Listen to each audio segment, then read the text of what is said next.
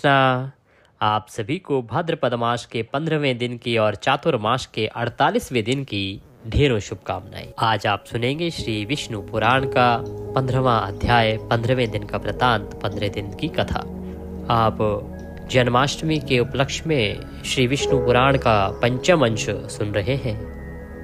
अभी तक आपने वर्णन सुना कि कैसे भगवान का प्रादुर्भाव हुआ, किस प्रकार से भगवान भिन्न भिन्न राक्षसों का वध करते हैं और इस पृथ्वी को राक्षसों के भार से कम करते हैं। तभी नारद जी के द्वारा कंस को बता दिया जाता है कि तुम्हारी जो मृत्यु है वो तो नंदगांव में नंद के यहाँ पल रही है। तो कंस एक योजना बनाते हैं। योजना के तहत जो है अक्रूर जी को भेजा जाता है कि लेके आइए उनको, दोनों भाइयों को लेके आइए, क्योंकि बाल्यावस्था में ही दोनों को समाप्त कर दिया जाएगा। क्योंकि युवा हो गए तो बाद में तो पता नहीं मार पाए, उनको ना मार पाए हम, तो क्यों ना बचपन में ही अभी उनको समाप्त कर दे। और इस प्रकार से योजना के तहत जो है अक्रूर जी को भेजते हैं। अक्रूर जी वहां जाते हैं और भगवान कृष्ण और बलराम जी को लेके आते हैं। मथुरा बलराम जी पहुंच चुके हैं और किस प्रकार से उन्होंने जो कंस का वस्त्र रंगने वाला था उसको मृत्यु के घाट उतारा, क्योंकि भगवान श्री कृष्ण का उसने अपमान किया। इसी प्रकार से जो माली है राजा का, वह भगवान का भक्त हुआ, इसीलिए भगवान ने उसे अनंत आशीर्वाद दिया और उसकी सभी पीढ़ियों को तृप्त कर दिया। और ये आशीर्वाद दिया कि जो भी आने वाली पीढ़ियां उसकी होंगी, 100 पीढ़ियां, लगभग उसकी 100 पीढ़ियां इस पृथ्वी पर पूर्ण आयु भोगते हुए और सभी सदकर्म करते हुए प्रभु के धाम को प्राप्त करेंगी। अब दोनों भाई वहां से आगे चले हैं, मार्ग में चल रहे हैं और जा रहे हैं राजा के महल की तरफ, क्योंकि अक्रूर जी ने तो उन्हें मथुरा के मुख्य द्वार पर ही उतार दिया। कहा कि राजा की यही आज्ञा थी कि यहाँ तक ही आपको लाया जाए, उसके बाद आप स्वयं चल के आए। तो आइए अब आज का अध्याय आरंभ करते हैं कि भगवान श्री कृष्ण रास्ते में चलते चलते किस किस का उद्धार करते हैं और किस किस पर उपकार करते हैं। आज का अध्याय आरंभ करें उससे पहले आपसे निवेदन है कि यह भगवान के पुराण का वीडियो है, तो कृपया वीडियो को एक बार लाइक अवश्य कर दीजिएगा। परमेश्वर की कृपा प्राप्त करने के लिए कमेंट बॉक्स में अवश्य लिखिएगा जय श्री हरि या ओम नमो भगवते वासुदेवाय। ये चातुर्मास है, इस माह में इन मंत्र की महिमा बड़ी अधिक है, जितना लिखेंगे उतना कल्याण होगा। आप देख रहे हैं देवभूमि ज्योतिष संस्थान का प्रतिष्ठित यूट्यूब चैनल देवभूमि धार्मिक। हम यहाँ पर सभी व्रत और त्योहारों की सही शास्त्रीय जानकारी प्रदान करते हैं। ज्योतिष शास्त्र और पंचांग के आधार पर आपको बताते हैं कि कौन सी तिथि कब है, व्रत आदि कब करना है, क्या विधि है और क्या नियम है। यदि आप सभी व्रत और त्योहारों की सही शास्त्रीय जानकारी पाते रहना चाहते हैं तो कृपया चैनल को भी सब्सक्राइब करें और बेल आइकन को प्रेस करें। जब आप सब्सक्राइब का बटन दबाएंगे तो वहां एक घंटी का निशान बना हुआ भी दिखेगा। उस घंटी के निशान को, बेल आइकन को अवश्य दबाइएगा, तभी आपको हमारे सारे वीडियो प्राप्त होंगे, अन्यथा आपसे जानकारी छूट जाएगी। तो कृपया चैनल को सब्सक्राइब करें और बेल आइकन को प्रेस करें। आइए आज का वृतांत आरंभ करते हैं। सबसे पहले परम पूज्य गुरुदेव के चरणों की वंदना करते हैं। गुरुर्ब्रह्मा गुरुर्विष्णु गुरुर्देव महेश्वरः गुरुर्साक्षात् परब्रह्म तस्मै श्री गुरुवे नमः। बोले गुरुदेव महाराज की जय। या देवी सर्वभूतेषु मां सरस्वती रूपेण संस्थिता नमस्तस्यै नमस्तस्यै नमस्तस्यै नमो नमः। बोले सरस्वती महारानी की जय।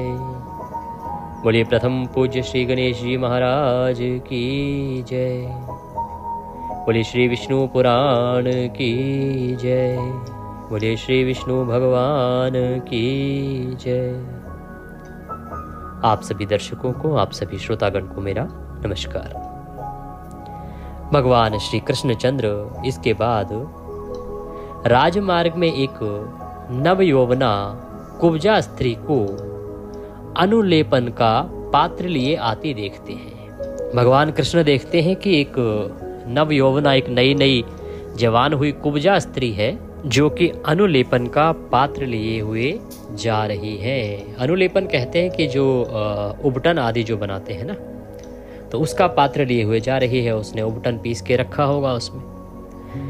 जब उसको देखते हैं भगवान श्री कृष्ण, तो श्री कृष्ण ने उससे विलास पूर्वक कहा, हे कमल लोचने, तू सच सच बता, यह अनुलेपन किसके लिए ले जा रही है? भगवान कृष्ण के कामुक पुरुष की भांति इस प्रकार पूछने पर अनुरागिणी कुब्जा ने उनके दर्शन से हठात आकृष्ट चित्त हो अति ललित भाव से इस प्रकार कहा, हे कांत, क्या आप मुझे नहीं जानते? मैं अनेक वक्रा नाम से विख्यात हूँ। राजा कंस ने मुझे अनुलेपन कार्य में नियुक्त किया है। राजा कंस को मेरे अतिरिक्त और किसी का पिसा हुआ उबटन पसंद नहीं है, अतः मैं उनकी अत्यंत कृपा पात्री हूँ। मुझ पर उनकी बहुत अधिक कृपा है। तो ये कौन है? कंस की उबटन आदि पीस के लेके जाने वाली, ये कंस के जो भी उबटन आदि लगते हैं उनका ध्यान रखती है, ये इसका कार्य है।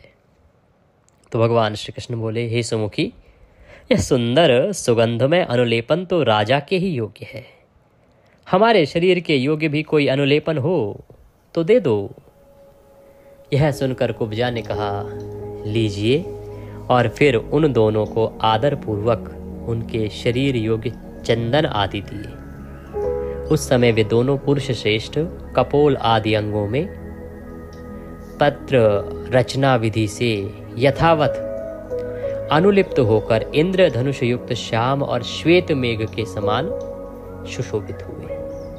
तत्पश्चात उल्लापन सीधे करने की विधि के जानने वाले भगवान श्री कृष्णचंद्र ने उसकी ठोड़ी में अपनी आगे की 2 उंगलियां लगा उसे उचकाकर हिलाया तथा उसके पैर अपने पैरों से दबा लिए। इस प्रकार श्री केशव ने उसे रजुकाय अर्थात सीधे शरीर वाली कर दी।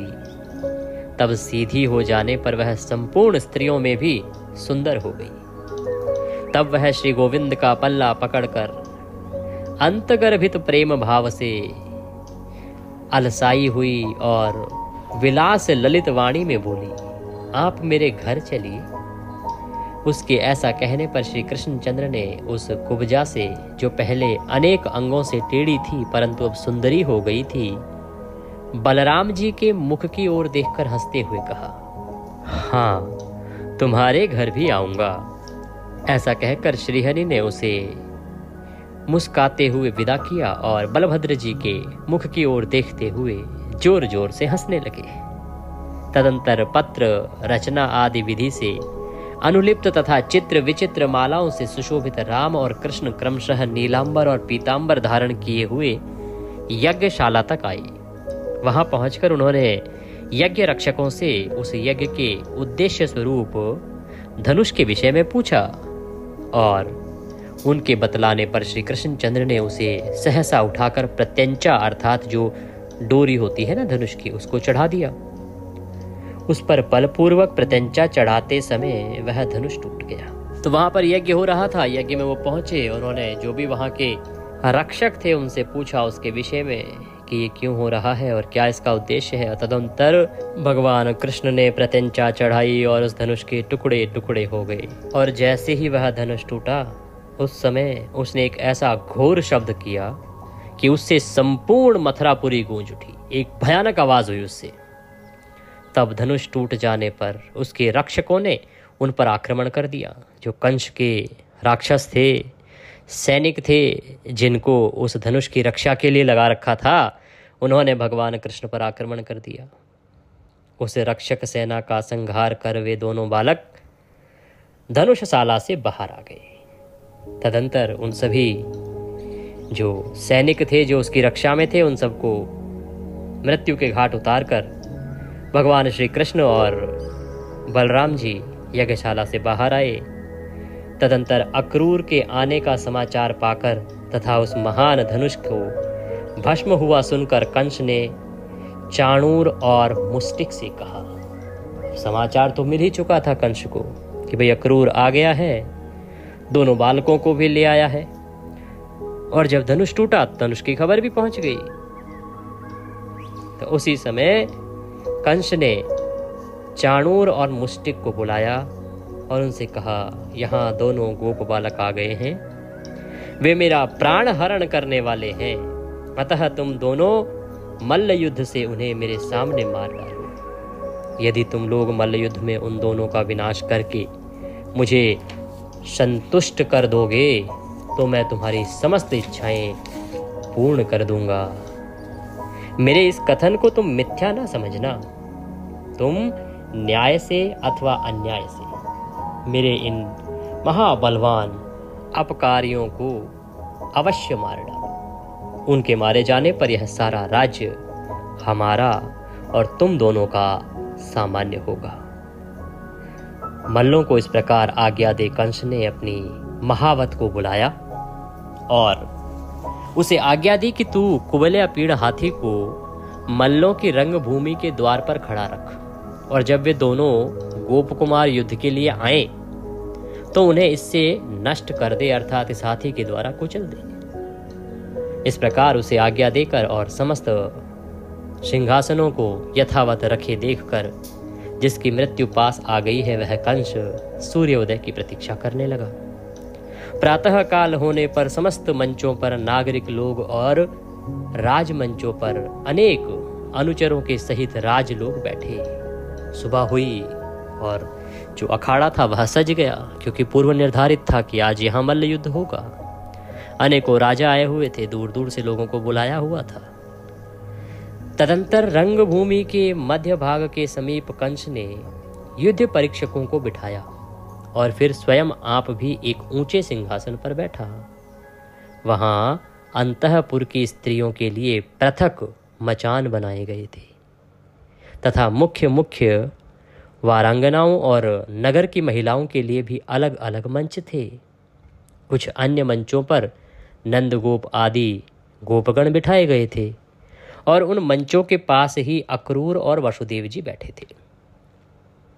नगर की नारियों के बीच में चलो अंतकाल में ही पुत्र का मुख तो देख लूंगी, ऐसा विचार करके पुत्र के लिए मंगल कामना करती हुई देवकी जी बैठी थी।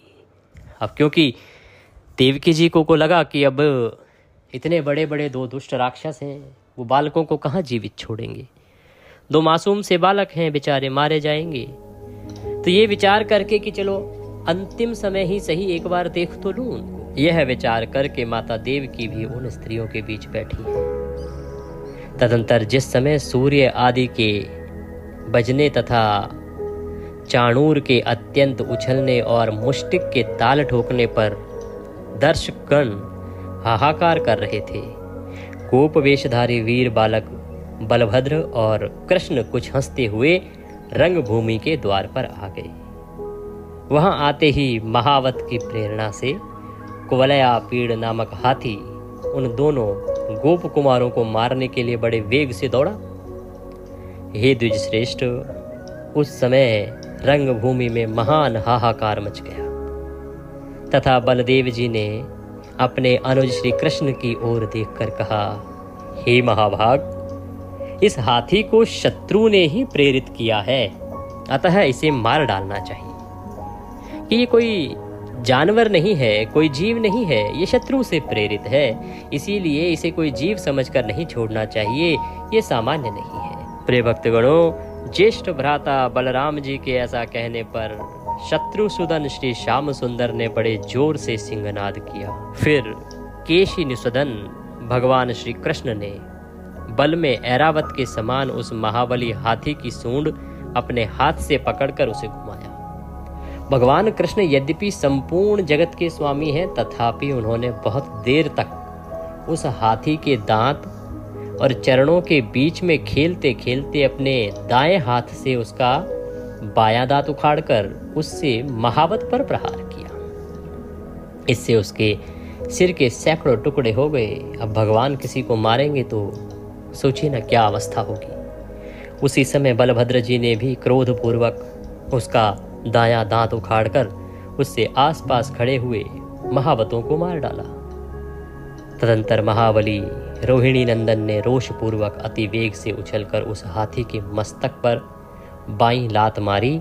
इस प्रकार वह हाथी बलभद्र जी द्वारा लीलापूर्वक मारा जाकर इंद्र वज्र से आहत पर्वत के समान गिर पड़ा। तब महावत से प्रेरित कुवलया पीड़ को मारकर उसके मद और रक्त से लथपथ राम और कृष्ण उसके दांतों को लिए हुए गर्वयुक्त लीलामयी चितवन से निहारते उस महान रंगभूमि में इस प्रकार आए जैसे मृग समूह के बीच में सिंह चला जाता है। तो उस हाथी को, उस मतवाले हाथी को दोनों ही भाइयों ने पल भर में मार डाला। उसके साथ में जो महावत थे उनको भी मार डाला। उसके दोनों दांत निकाल लिए और इस प्रकार से मतवाले अंदाज में आए जैसे हिरणों के बीच में शेर आ गया हो। उस समय महान रंगभूमि में बड़ा कोलाहल होने लगा, हर तरफ शोर मच गया और सब लोगों में ये कृष्ण है, ये बलभद्र है, ऐसा विस्मय छा गया। जिसने बालघातनी घोर राक्षसी पूतना को मारा था, शकटों को उलट दिया था और यमला अर्जुन को उखाड़ डाला था, वह यही है। अरे जिस बालक ने कालिया नाग के ऊपर चढ़कर उसका मानमर्दन किया था और 7 रात्रि तक महापर्वत गोवर्धन को अपने हाथ पर धारण किया था, वह यही है। जिस महात्मा ने अरिष्टासुर, धेनुकासुर, केशी आदि दुष्टों को लीला से ही मार डाला, देखो वह साक्षात कृष्ण यही है। ये इनके आगे इनके बड़े भाई महाबाहु बलभद्र जी हैं जो बड़े लीला पूर्वक चल रहे हैं। ये स्त्रियों के मन और नयनों को बड़ा ही आनंद देने वाले हैं। पुराणार्थ वेदता विद्वान लोग कहते हैं कि ये गोपाल जी डूबे हुए यदुवंश का उद्धार करेंगे। ये सर्वमंगलमय और सर्व कारण भगवान विष्णु के ही अंश हैं। इन्होंने पृथ्वी का भार उतारने के लिए ही भूमि पर अवतार लिया है। इस प्रकार से जो भीड़ के जो लोग हैं वो बातें कर रहे हैं, एक दूसरे को बता रहे हैं कि देखो मैं ज्यादा जानता हूँ, मैं ज्यादा जानता हूँ, ये कौन है कौन है कौन है। इस प्रकार से जो पूरी भीड़ जो है वहां पे कोलाहल मच गया है। सब उत्सुक हैं दोनों को देखने के लिए। राम और कृष्ण के विषय में पुरवासियों के इस प्रकार कहते समय देवकी के स्तनों से स्नेह के कारण दूध बहने लगा और उनके हृदय में बड़ा अनुताप हुआ। पुत्रों का मुख देखने से अत्यंत उल्लास सा प्राप्त होने के कारण वासुदेव जी भी मानो आई हुई जरा को छोड़कर फिर से नव युवक से हो गए।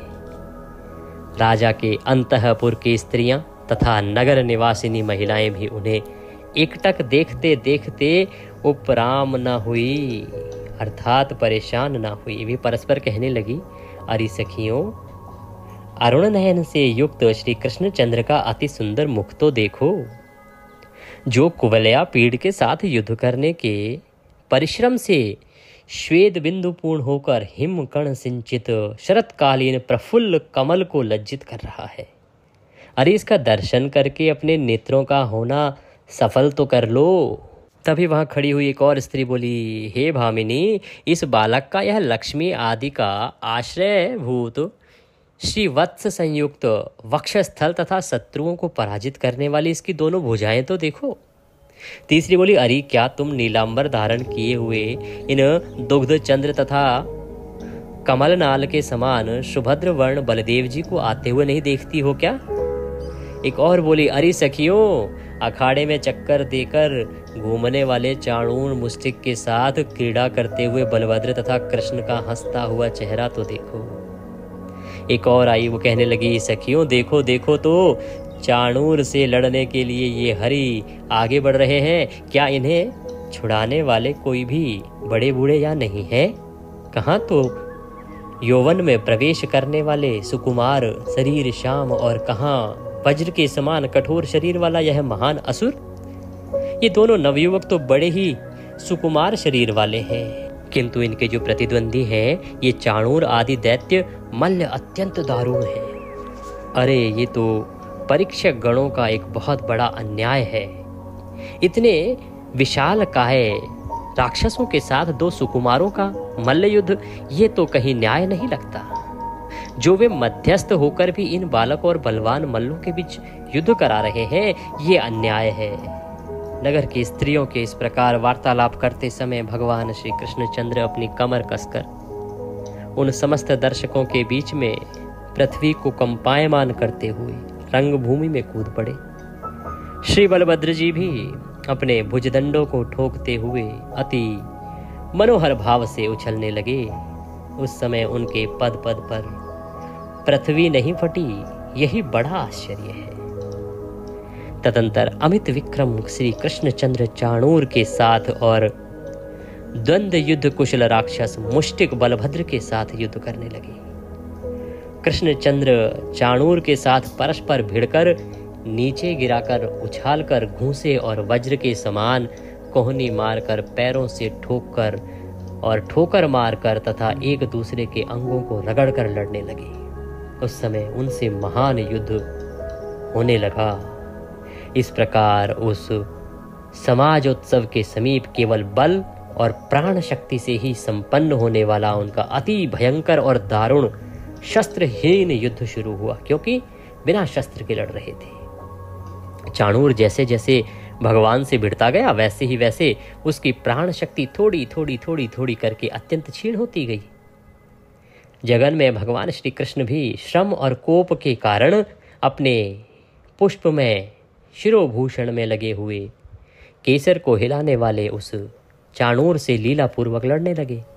उस समय चाणूर के बल का क्षय और कृष्णचंद्र के बल का उदय देख कंस ने तूर्य आदि बाजे बंद करा दिए। जैसे ही कंस ने देखा कि चाणूर अब कमजोर बढ़ने लगा है और कृष्णचंद्र उस पर हावी हो रहे हैं, उनका बल तो बढ़ता ही दिखाई दे रहा है, तो जो बाजे उसने बजा रखे थे ना खुशियों के लिए, सब बंद करा दिए। उसको चिढ़ होने लगी, खींचने लगा वो। रंगभूमि में मृदंग और तूर्य आदि के बंद हो जाने पर आकाश में अनेक दिव्य तूर्य एक साथ बजने लगे। अब कंस ने तो अपने बंद करा दिए, लेकिन परमेश्वर लड़ रहे हैं तो कौन बंद कर सकता है। आकाश में अपने आप ही दिव्य तूर्य और बाजे बजने लगे और देवगण अत्यंत हर्षित होकर अलक्षित भाव से कहने लगे, हे गोविंद आपकी जय हो, हे केशव आपकी जय हो, हे गोविंद आपकी जय हो, हे कृष्ण आपकी जय हो, आप शीघ्र ही इस चाणूर दानव को मार डालिए। भगवान मधुसूदन बहुत देर तक चाणूर के साथ खेल करते रहे, फिर उसका वध करने के लिए उद्यत होकर उसे उठाकर घुमाया। शत्रु विजयी श्री कृष्णचंद्र ने उस दैत्य मल्ल को सैकड़ों बार घुमाकर आकाश में निर्जीव हो जाने के बाद उसे पृथ्वी पर पटक दिया। तो इतना घुमाया कि वो घूमते घूमते आकाश में ही मर गया और तदंतर पृथ्वी पर पटक दिया।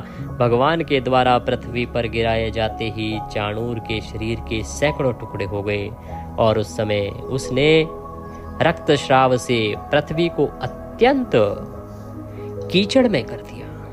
इधर जिस प्रकार भगवान कृष्ण चाणूर से लड़ रहे थे, उसी प्रकार महाबली बलभद्र जी भी उस समय दैत्य मल्ल युद्ध से भिड़े हुए थे। बलराम जी ने उसके मस्तक पर घूंसों से तथा वक्षस्थल में जानु से प्रहार किया। उस गतायु दैत्य को पृथ्वी पर पटक कर रौंद डाला। तदंतर श्री कृष्णचंद्र ने महाबली मल्लराज तौशल को बाएं हाथ से घुमाकर मार डाला और पृथ्वी पर गिरा दिया।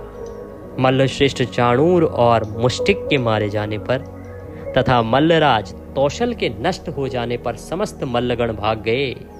अब जैसे ही उन्होंने देखा कि जो सबसे बड़े दो मल्ल योद्धा थे वो मारे गए और तीसरा भी मारा गया, तो बाकी जो बचे थे वो डर के भाग गए। तब कृष्ण और संकर्षण अपने समवयस्क गोपों को बलपूर्वक खींचकर आलिंगन करते हुए हर्ष से रंगभूमि में उछलने लगे।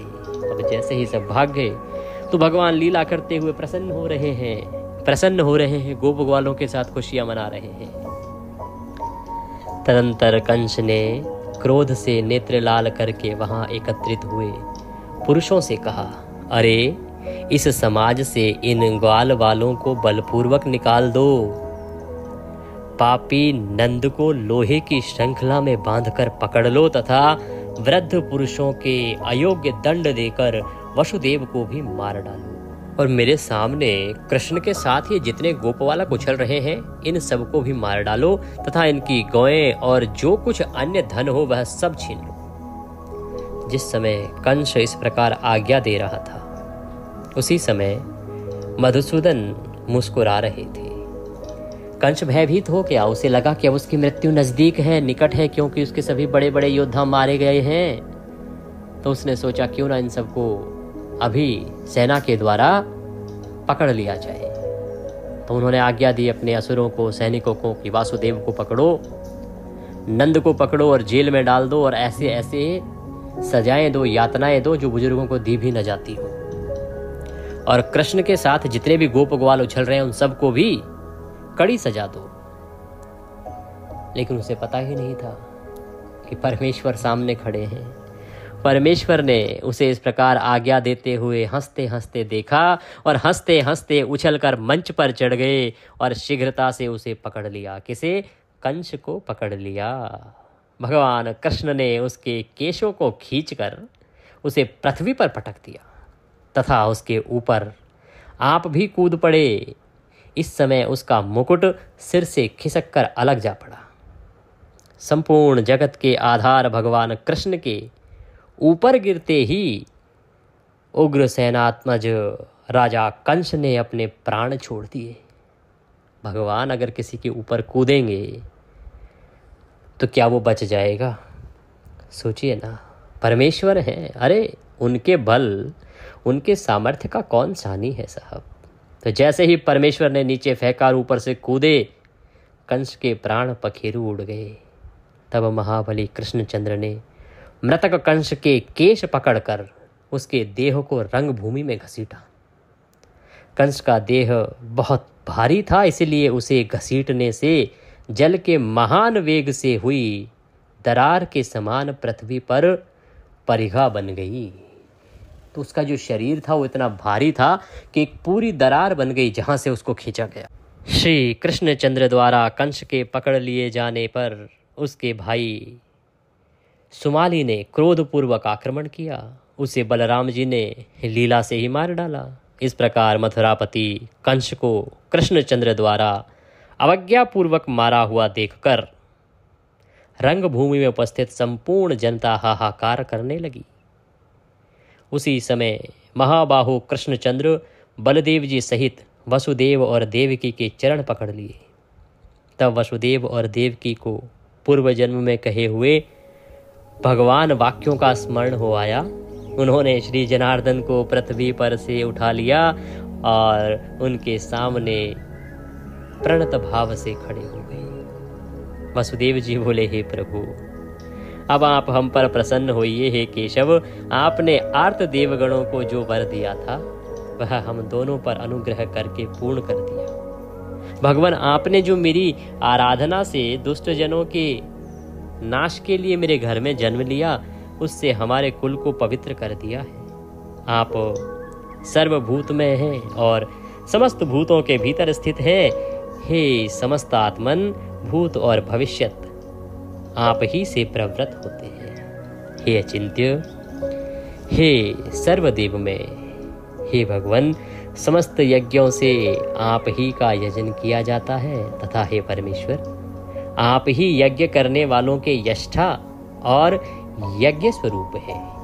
हे जनार्दन, आप तो संपूर्ण जगत के उत्पत्ति स्थान हैं। आपके प्रति पुत्र वात्सल्य के कारण जो मेरा और देवकी का चित्त भ्रांति युक्त हो रहा है, यह बड़ी ही हंसी की बात है। आप आदि और अंत से रहित हैं परमेश्वर, तथा समस्त प्राणियों के उत्पत्ति करता है। ऐसा कौन मनुष्य है जिसकी जिह्वा आपको पुत्र कहकर संबोधन करेगी भगवान। हे जगन्नाथ, जिन आप से यह संपूर्ण जगत उत्पन्न हुआ है, वही आप बिना माया शक्ति के और किस प्रकार हमसे उत्पन्न हो सकते हैं। जिसमें संपूर्ण स्थावर जंगम जगत स्थित है, वह प्रभु कुक्षी, कोख और गोद में शयन करने वाला मनुष्य कैसे हो सकता है। हे परमेश्वर, वही आप हम पर प्रसन्न होइए और अपने अंश अवतार से विश्व की रक्षा कीजिए। आप मेरे पुत्र नहीं हैं। हे ईश, ब्रह्मा से लेकर वृक्ष आदि पर्यंत यह संपूर्ण जगत आप ही से उत्पन्न हुआ है। फिर हे पुरुषोत्तम, आप हमें क्यों मोहित कर रहे हैं। हे निर्भय, आप मेरे पुत्र हैं। इस माया से मोहित होकर मैंने कंस से अत्यंत भय माना था और उस शत्रु के भय से ही मैं आपको गोकुल ले गया था। हे ईश, आप वहीं रहकर इतने बड़े हुए हैं, इसलिए अब आप में मेरी ममता नहीं रही है। अब तक मैंने आपके ऐसे अनेक कर्म देखे हैं जो रुद्र, मरुदगण, अश्विनी कुमार और इंद्र के लिए भी साध्य नहीं है। अब मेरा मोह दूर हो गया है। हे ईश, मैंने निश्चय पूर्वक जान लिया है कि आप साक्षात श्री विष्णु भगवान ही हैं और जगत के उपकार के लिए प्रकट हुए हैं। बोले श्री कृष्ण भगवान की जय। इसी के साथ आज का यह अध्याय यहाँ पूर्ण होता है। कल हम सुनेंगे इससे आगे का वृतांत, कैसे भगवान श्री कृष्ण उग्रसेन का राज्याभिषेक करते हैं, मथुरा का राज्य सौंपते हैं और फिर आगे अपने चरित्रों को निभाने के लिए निकल जाते हैं।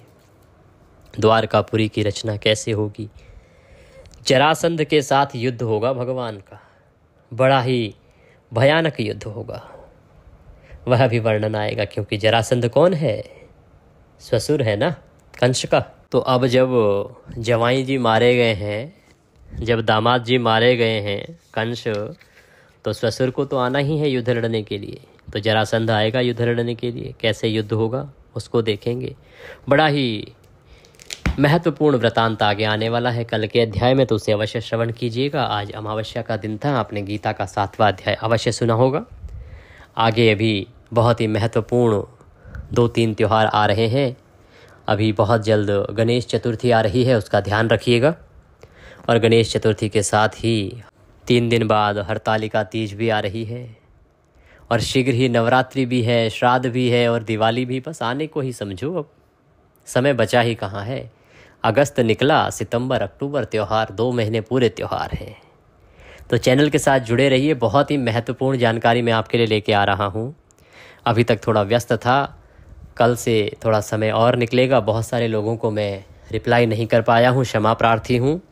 क्योंकि रिप्लाई करने के लिए मैंने अपनी टीम को मना किया है। मैं स्वयं ही रिप्लाई करता हूँ। मैं नहीं चाहता कि मेरे जो भी दर्शक हैं, जो श्रोता हैं, जो मुझे इतना प्रेम देते हैं, स्नेह देते हैं, मेरी माताएं बहनें, तो उनके मैसेज का रिप्लाई मैं स्वयं ही करूं। इसीलिए जब भी समय मिलता है मैं आपके मैसेज का रिप्लाई करता हूं। यदि किसी का कोई इंपॉर्टेंट मैसेज रह गया हो, महत्वपूर्ण मैसेज रह गया हो, तो क्षमा प्रार्थी हूं। आप व्हाट्सएप के माध्यम से मुझसे संपर्क साध सकते हैं। इसीलिए मैं आजकल नंबर डाल देता हूं, जिससे कि आप तुरंत मैसेज के द्वारा अपनी जानकारी प्राप्त कर सकें। इससे लाभ ये होगा कि आपको नंबर, अगर आप ये सेव कर लेंगे जो आपकी स्क्रीन पर आता है, तो जब भी आपको आवश्यक हो उस समय आप व्हाट्सएप के माध्यम से अपना सवाल पूछ लीजिए, उत्तर प्राप्त कर लीजिए। आज कुशोत्पाटनी अमावस्या थी। आज हमारे यहाँ पर बहुत सारी कुशा का उत्पाटन हमने किया है, जो पूरे वर्ष भर चलेगी। आपको अगर कुशा की आवश्यकता हो तो अगर आप दिल्ली में हैं तो हमारे कार्यालय से प्राप्त कर सकते हैं, और अगर दिल्ली के बाहर कहीं हैं तो आप कुरियर के माध्यम से मंगवा सकते हैं। कुशा के हमारे यहाँ कोई चार्ज नहीं है, कोई पैसे हम नहीं लेते हैं। ये एक धर्म के तौर पर हम करते हैं, सहायता के तौर पर करते हैं, क्योंकि सभी जगह कुशा उपलब्ध नहीं होती है और बहुत लोगों को तो पता भी नहीं होता कुशा क्या होती है। इसीलिए हम सदा ये सेवा देते हैं। अगर आपको कुशा की आवश्यकता हो तो आप कुशा मंगवा सकते हैं। जो कुरियर का खर्चा आएगा वो आपको अवश्य देना होगा, क्योंकि आपका क्षेत्र कहाँ पे है। जितना दूर होगा दिल्ली से उतना कुरियर के चार्जेस अधिक होंगे। आप कुरियर के माध्यम से कुशा हमारे यहाँ से प्राप्त कर सकते हैं। कुशा के कोई पैसे नहीं देने होंगे। कुशा क्योंकि बहुत ही आवश्यक है। आने वाले समय में अभी श्राद्ध कर्म बिना कुशा के होते नहीं हैं, और बहुत सी पूजा पाठों में भी कुशा की आवश्यकता होती है। प्रत्येक अमावस्या पर आपको कुशा की आवश्यकता होती है पितरों का तर्पण करने के लिए। जहाँ से भी कुशा मिले, आपके यहाँ आसपास किसी पूजा पाठ की दुकान से मिले, जंगल से मिले, जहाँ से भी मिले आप प्राप्त कीजिए। हमारे यहाँ से मंगाना चाहते हैं तो कमेंट बॉक्स में लिख के मंगवा सकते हैं, या फिर व्हाट्सएप के द्वारा हमें मैसेज करके बात करके और मंगवा सकते हैं। इसके अतिरिक्त त्यौहार के समय में बहुत ही महत्वपूर्ण चीज़ें हैं जिन पर मैं काम कर रहा हूँ। दिवाली पर मुझे याद है पिछले वर्ष बहुत सारे हमारे दर्शक थे, और हमारे पास बहुत से ऐसे भगवान भक्त हैं जो कौड़ी से बनी हुई बंधनवाल चाहते हैं, पर मिलती नहीं है कौड़ी से बनी हुई। क्योंकि जो दिवाली पूजन होता है ना, उसमें कौड़ी से बनी हुई बंधनवाल यदि आप लगाते हैं अपने दरवाज़ों पर तो बड़ा ही कल्याणकारी होता है।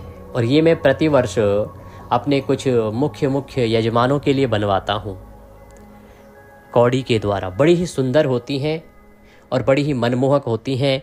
और सबसे महत्वपूर्ण बात, वो कौड़ी की बनी होती हैं, इसीलिए माता लक्ष्मी को अति प्रिय होती है। तो दिवाली पर कौड़ी से बनी हुई बंधनवाल यदि आप चाहते हैं तो उसके लिए भी व्हाट्सएप के माध्यम से संपर्क कर सकते हैं या कमेंट बॉक्स के माध्यम से संपर्क कर सकते हैं, क्योंकि उसके लिए जो लोग बनाते हैं वहाँ पे मैं आपके ऑर्डर भिजवा दूंगा और उसके अनुसार आप उनको प्राप्त कर पाएंगे।